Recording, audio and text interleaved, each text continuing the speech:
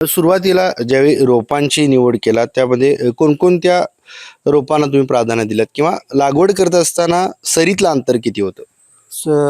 लागवड करत असताना आपल्याला 1 एकरमध्ये 6,000 रोपाची लागण करावी लागते.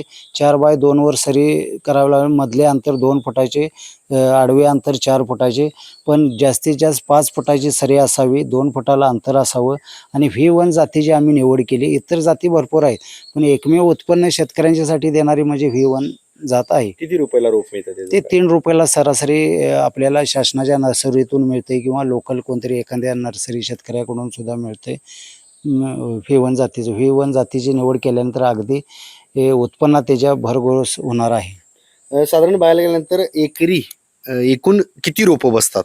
एकरी 6,000 रोपं बसतात. 6,000 रोपांची लागण केल्यानंतर आपल्याला पाहिजे तसा व्यवसाय चालू करण्यास काही अडचण नाही. पाला भरपूर तुम्हाला पाल्यापासूनच आपण उत्पन्न घेणार आहोत. त्यामुळे 6,000 कमीत कमी 1 एकरमध्ये उत्पन्न रोपं लावायला लागणार.